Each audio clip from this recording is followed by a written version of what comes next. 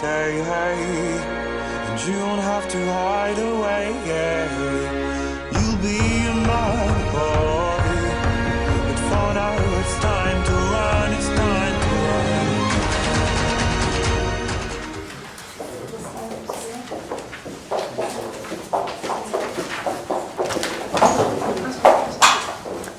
Bonjour Caroline, enchantée. Bonjour, je suis Eve. Bonjour, je vais enchantée. Bonjour, Eve. Je vais remonter dans les règlements et les véhicules les avoir en anglais ou en français. Ah, s'il vous plaît. OK? Chaque équipe dispose de 24 minutes afin de présenter son cas au juge. J'afficherai un carton pour les 12, 7, 4, 2 dernières minutes ainsi que les secondes de la présentation. Lors des 10 dernières secondes du discours, j'ai indiqué à l'aide de mes deux mains le nombre de secondes restantes. Si vous n'avez pas terminé votre présentation après 24 minutes, elle se barrera à la terre pour passer à la période des questions. Une période des questions d'une durée maximale de 4 minutes à la fin de la présentation. Les 12 premières minutes de la présentation sont considérées comme étant protégées. Cela signifie que les équipes peuvent présenter sans se soucier d'être interrompues par les juges. Lors des 10 minutes suivantes, les juges ont la possibilité afin de poser des questions de clarification sur le sujet présenté à ce moment. Le juge devra se limiter à 15 secondes pour poser sa question. L'équipe doit répondre à la question et peut ensuite continuer sa présentation sans attendre l'accord du juge. Les juges ne pourront pas poser des questions sur un sujet ayant déjà été couvert ou qui n'a pas encore été présenté. Ces questions devront être abordées durant la période des questions à la fin de la présentation.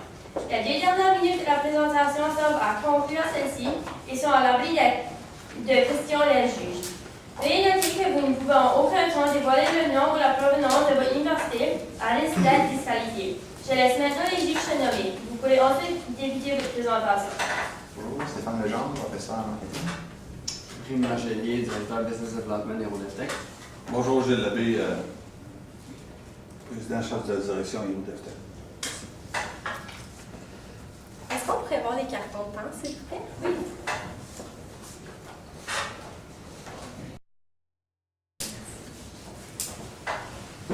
Est-ce que les jeux sont prêts? Sky is the limit. Un slogan dont bien des entreprises, aujourd'hui, un peu partout à travers le monde, se plaisent à adopter. Mais cette limite, vous l'avez déjà dépassée. En 1969, vous permettez un grand pas pour l'homme. En 1969, vous concevez le premier train d'atterrissage qui a permis à l'homme de marcher sur la Lune. Donc, vous avez déjà fait un grand pas. Aujourd'hui, vous faites face à un dilemme de taille, celui de la mondialisation. Hérodevtech, c'est une entreprise québécoise qui a vu le jour à Longueuil en 1942.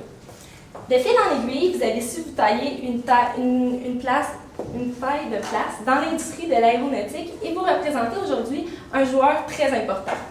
Aujourd'hui, face à ce dilemme de la mondialisation, vous avez fait appel à notre équipe, composée de Caroline Pesan et moi-même, Angélique Émeric, experte en consultante en stratégie d'internationalisation, afin de vous aider à répondre à ce mandat.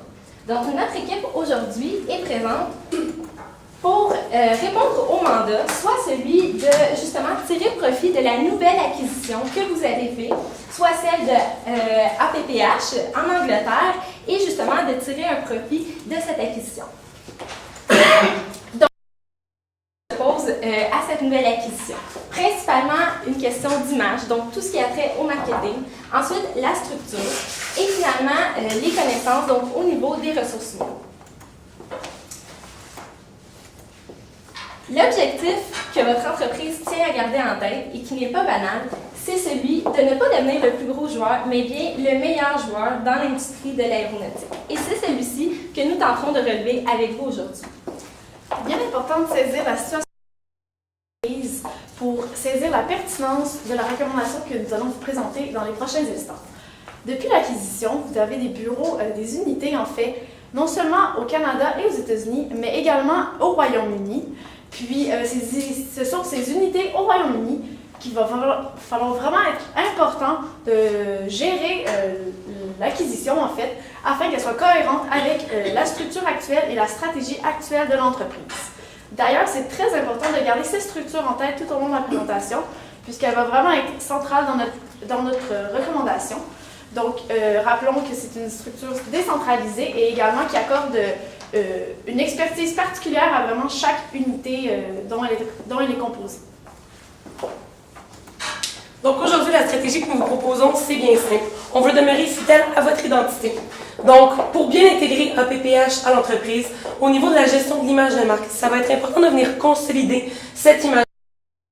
Options, donc soit l'adaptation ou encore l'image double, donc une image pour l'Amérique du Nord et une image pour l'Europe. Nous avons éliminé l'adaptation de façon à ne pas venir créer de confusion dans un marché qui est quand même assez restreint. Donc, les acteurs principaux de ce marché-là vous vous connaissez bien entre vous, les relations que vous entretenez avec autant vos clients, vos fournisseurs, ainsi que la relation avec vos concurrents, ce sont des relations qui datent depuis plus de 10 ans.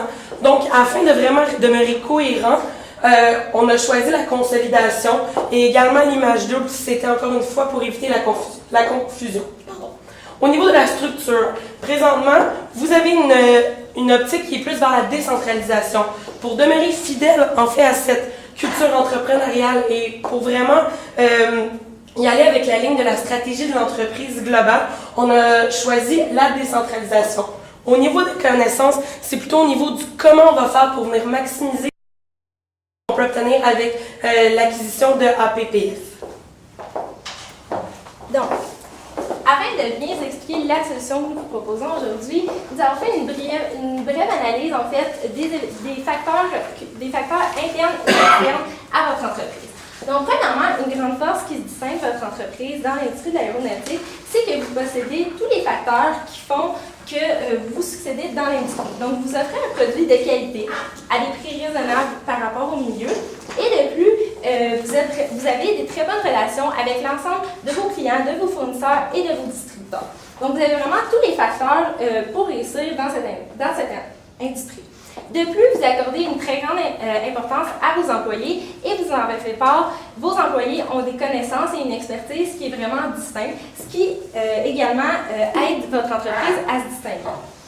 Ensuite, vous avez saisi récemment l'opportunité de faire une acquisition en Europe, donc un premier pas vers ce continent.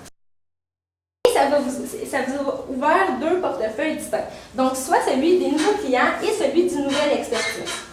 Donc, c'est un premier pas vers une démarche plus internationale et nous croyons vraiment que c'est la bonne solution que vous avez faite. Finalement, vous avez une stratégie qui est plus de décentralisation et qui pourrait être vue comme nuisible lorsqu'on adopte une stratégie internationale. Cependant, on ne voit pas ça comme une faiblesse, mais beaucoup plus comme une opportunité, puisqu'en fait, les unités que vous avez sont des unités vraiment distinctes et spécialisées. Donc, à ce moment-là, elles ne vont pas travailler en compétition, mais beaucoup plus en collaboration, et ça va vous permettre de garder cette culture entrepreneuriale qui distingue votre entreprise des autres entreprises.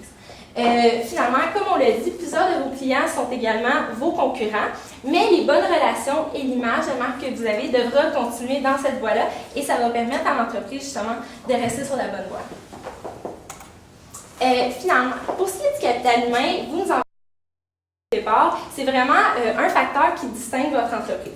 Donc, il s'agit, vos employés, en fait, sont très spécialisés.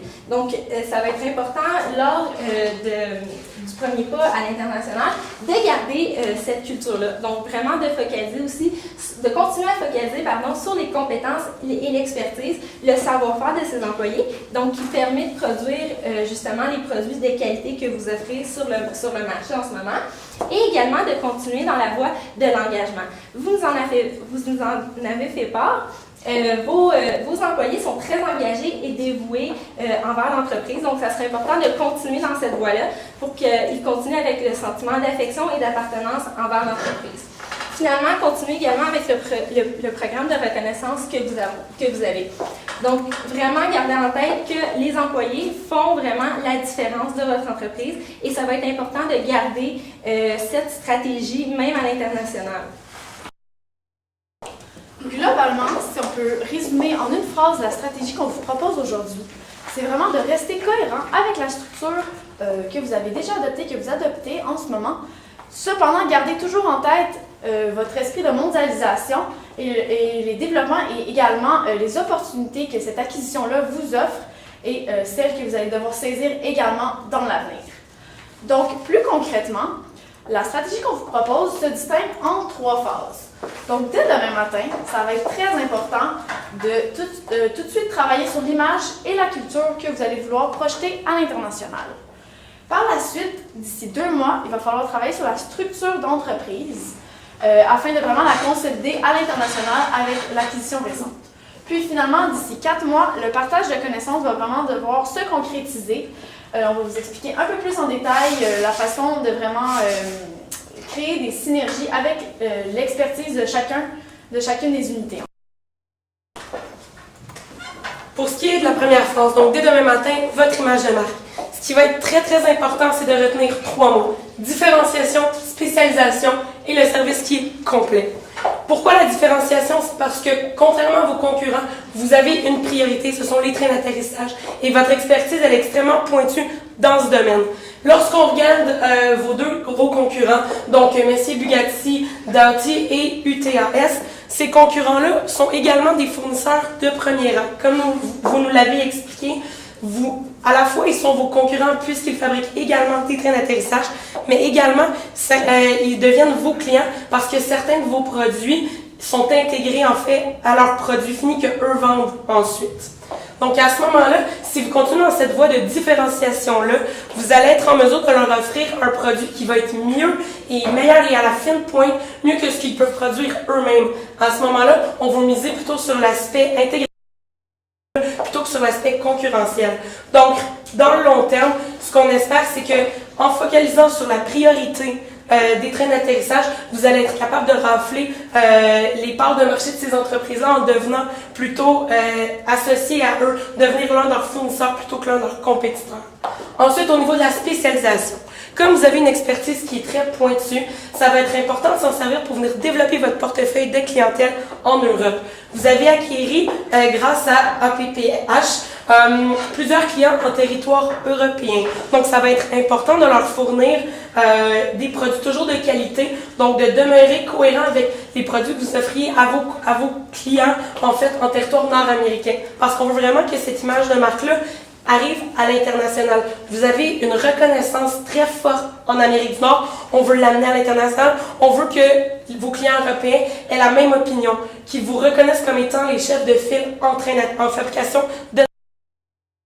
Au niveau du service complet, ce qui est très intéressant avec l'acquisition de APPF, c'est que vous avez fait l'acquisition de leur service après-vente qui était l'une de leurs forces majeures. Ce qui était plus ou moins le cas chez Héroux DevTech. Donc à ce moment-là, vous êtes en mesure de leur offrir un service qui est beaucoup plus complet et qui va être beaucoup plus approprié, ce qui va donner de la valeur ajoutée à vos services et à vos produits.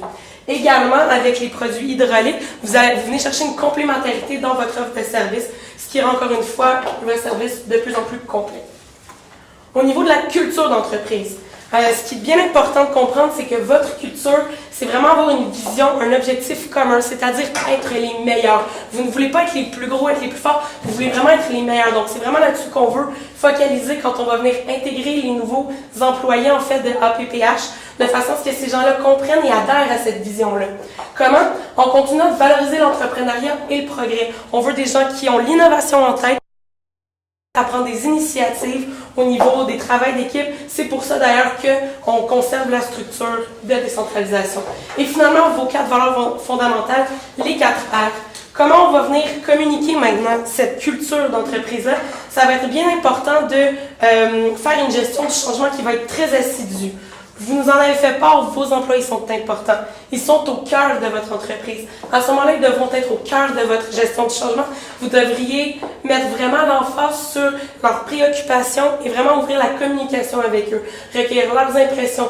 Qu'est-ce que, autant les employés de Héroux DevTech que les employés qui arrivent de APPH, parce qu'eux également ont aussi une expertise que vous voulez qu'ils partagent avec vos employés de façon à créer des synergies. Donc, en offrant une communication bidirectionnelle, c'est comme ça qu'on va arriver, en fait, à bien communiquer, à bien leur faire adhérer à la vision d'entreprise. Pour la structure d'entreprise et spécialisation, une chose qui fait vraiment votre force au niveau de la structure décentralisée, c'est que vos unités collaborent et ne sont pas en compétition, malgré que ce sont des centres de profit. À ce moment-là, ça va être vraiment important de conserver vos expertises propres à chacune des unités. Par contre, très important, au niveau du marketing, on va venir centraliser le marketing à Longueuil. Donc, les unités de marketing qui sont en Europe devront être rapatriées à Longueuil de façon à vraiment garder la stratégie marketing et la stratégie de vente à Longueuil, à la Maison-Mère. Par contre, ça va être important d'avoir des vendeurs qui vont rester sur le terrain, les représentants, afin de pouvoir faire les démarches auprès des clients qui sont sur le territoire. À ce moment-là, on va avoir des vendeurs qui vont être plutôt mobiles, donc ils vont devoir quand même venir souvent au Québec de façon à rester bien en contact avec le siège social de marketing, mais ils vont être basés principalement. Donc, on regarde à peu près un niveau de 25 à 30 pour ces gens-là du marketing. Ensuite, l'unité de fabrication et d'assemblage. Dans chaque territoire, on a 2 unités, soit celle de Nottingham et de Runcorn, qui ont une spécialisation, une expertise qui est très proche de certains de vos centres en Amérique du Nord. Au niveau de la capacité, ça va être important en fait que ces 2 unités-là demeurent ouvertes et fonctionnelles. Par contre, ça va être important qu'ils travaillent de pair avec celles qui sont en Amérique du Nord, de façon à ce que les méthodes de travail et les pratiques soient standardisées. Comment on va faire ça? Ça va vraiment être au niveau de la formation qu'on va offrir, que ma collègue va vous expliquer un peu plus en détail plus tard, puis aussi au niveau de comment on va faire en sorte que les 2 équipes soient en contact. Elle va également vous l'expliquer un peu plus tard. Puis finalement, les équipes d'ingénieurs spécialisés qui étaient à l'unité de Runcorn. Vous nous avez parlé à peu près d'une 40aine d'ingénieurs en conception, mais il y a aussi des ingénieurs qui sont plutôt l'expertise hydraulique que vous n'avez pas au bureau et aux usines de Longueuil. À ce moment-là, ces ingénieurs-là vont vouloir garder leur expertise qui est très précieuse, qui fait partie de connaissances dont on veut des connaissances dont on veut intégrer à l'entreprise. À ce moment-là, ces ingénieurs-là vont demeurer en Angleterre. Par contre, ils vont devoir faire quelques voyages en Amérique du Nord afin de venir partager leurs connaissances, mais également les ingénieurs d'Amérique du Nord vont devoir aller voir comment ça se passe en Angleterre, comment ils travaillent pour essayer de prendre le meilleur des 2 mondes. Donc, ça va vraiment être une collaboration qu'on va favoriser. Juste une petite clarification. L'équipe d'ingénieurs spécialisés, c'est-à-dire qu'on garde 2 équipes d'ingénierie, une équipe d'ingénierie en Amérique du Nord et une en Europe. Exactement. Les ingénieurs en hydraulique vont demeurer en Angleterre, alors que les ingénieurs de conception, en train d'atterrissage, ceux qui ont l'expertise au Québec, vont demeurer au Québec. À ce moment-là,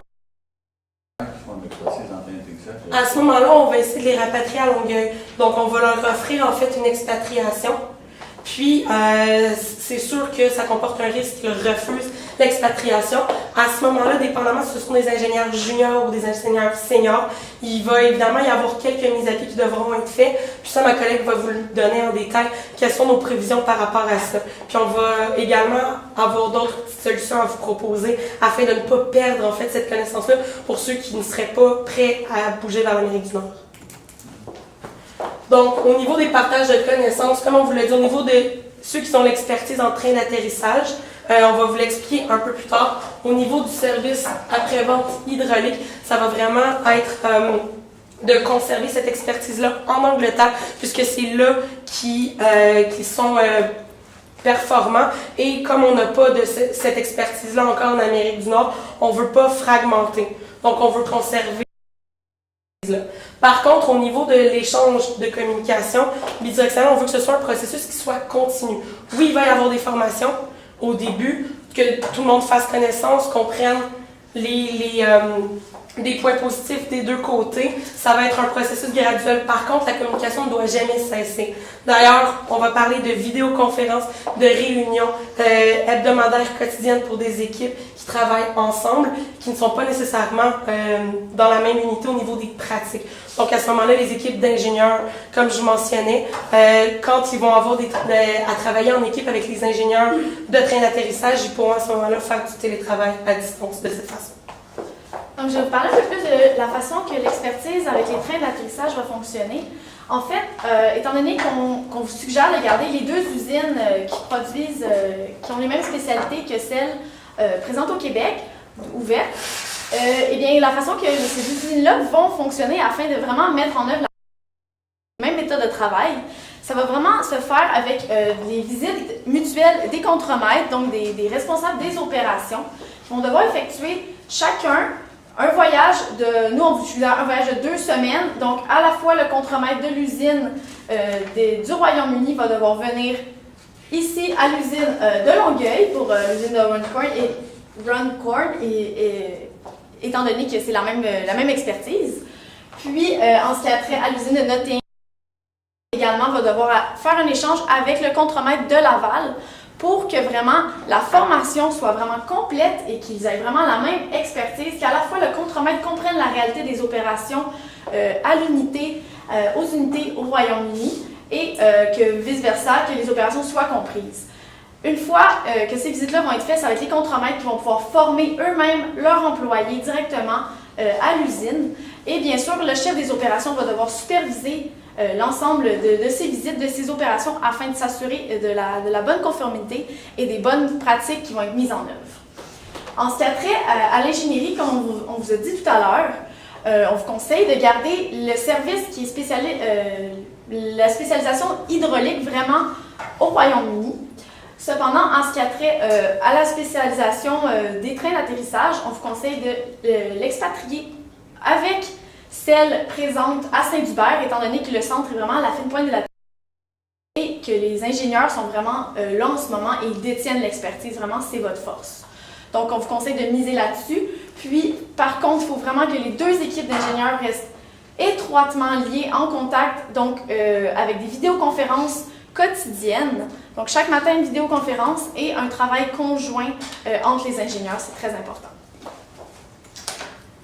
Donc, bien que l'acquisition vous avez fait les cours au Japon ou en Chine et que la proximité culturelle pourrait sembler beaucoup plus grande, il y a quand même quelques facteurs culturels qu'il faut tenir compte dans ce cas-ci. Donc, votre entreprise est québécoise, donc a vraiment une mentalité typiquement nord-américaine et l'entreprise que vous avez été à acquérir est anglaise. Donc, il y a certains facteurs qu'on aimerait juste vous rappeler à faire attention lors des rapprochements et des restructurations qu'il va y avoir. Donc, premièrement, la distance hiérarchique. Donc, en Europe, généralement, en entreprise, les distances hiérarchiques sont beaucoup plus grandes qu'en Amérique du Nord, des employés et des employeurs.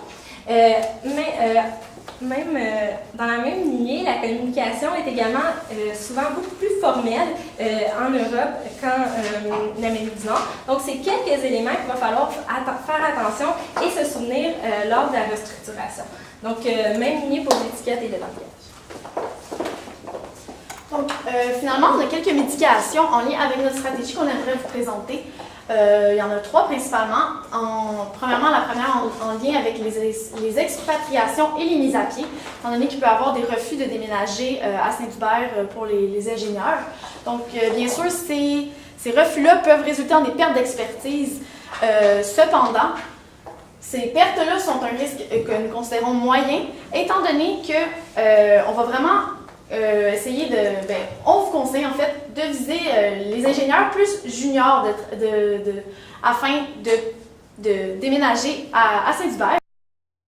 Ceux seniors, ceux qui ont beaucoup d'expérience et qui représentent l'expertise principale de APPH, de les garder sur le territoire afin d'être sûr de ne pas perdre cette expertise-là, ce qui serait vraiment dommageable pour votre entreprise. Également, la compétition entre les unités semblables va être mitigée par le fait que ça se retrouve vraiment sur des territoires différents, donc avec des clientèles différentes.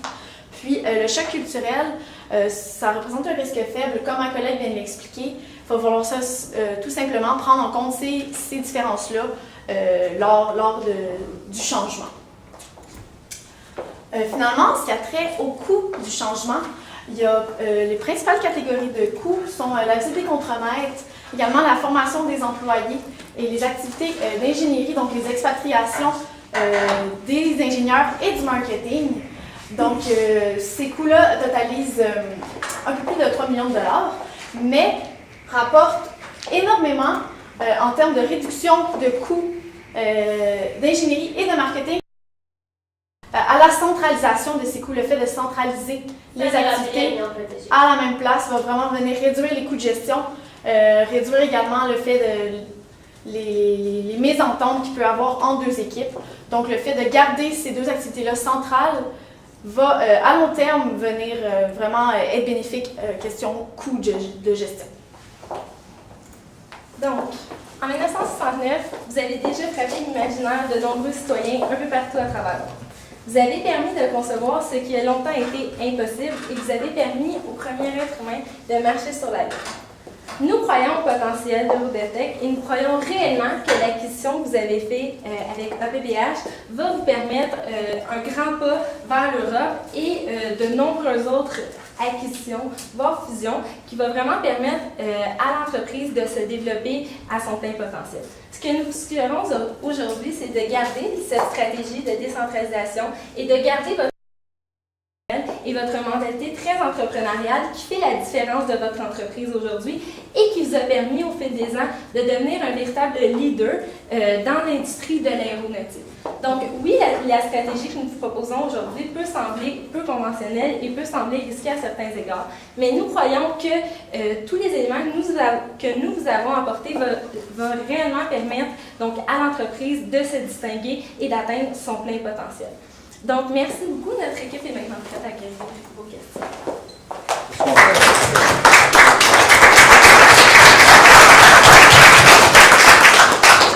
Au niveau de l'image de la marque, là, on regarde-tu l'image de la marque de PPH ou on a une nouvelle image de la marque?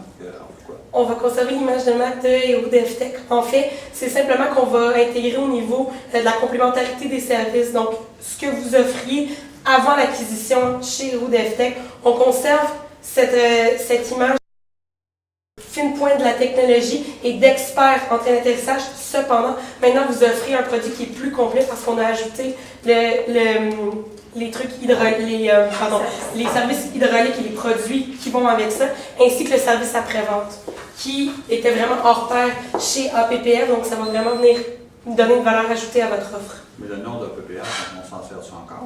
On ne garde pas le nom d'APPH.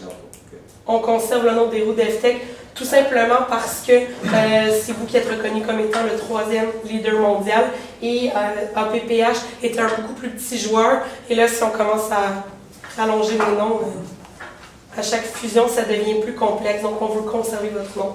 Oui. Vous avez mis en relation des centres d'excellence aux États-Unis, au Royaume-Uni, beaucoup au niveau des expertises, des ingénieurs, l'expertise de conception, de finition, de fabrication. Voyez-vous une certaine synergie au niveau des opérations, des activités d'excellence, ou c'est complètement décentralisé? Chacun a ses processus, ses procédés.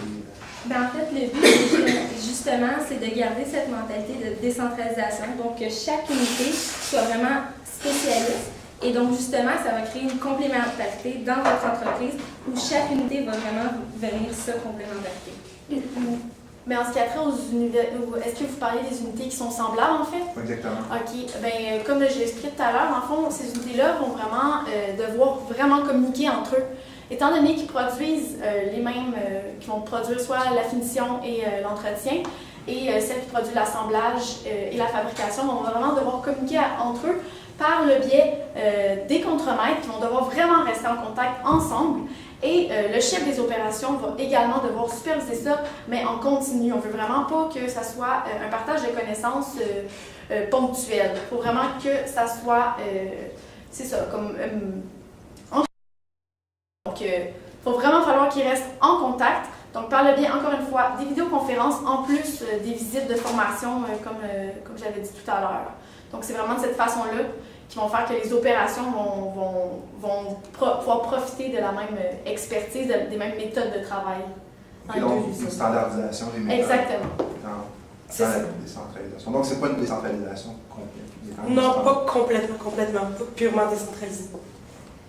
Dans votre échéancier, vous dites demain matin la consolidation de l'image de marque et la culture d'entreprise. Avez-vous une idée des gates? Comment ça fonctionne? C'est quoi le plan de match pour faire ça? Avez-vous quelque chose à nous proposer à ce sens-là? Ben, en fait, c'est surtout pour vos clients puis pour les gros joueurs de l'industrie de l'aéronautique. Ça va tout simplement de vous afficher comme étant une entité sous le nom des Rodefteq, toujours avec le même service, mais simplement peut-être une campagne publicitaire au niveau des fournisseurs des fournisseurs de premier rang, ainsi que vos clients principaux. Donc, on parle ici de Bombardier, Embraer et les autres gros joueurs de l'aéronautique, de façon à ce qu'ils comprennent que votre offre de produits s'est élargie, mais que vous êtes toujours l'entreprise excellente avec qui ils font affaire.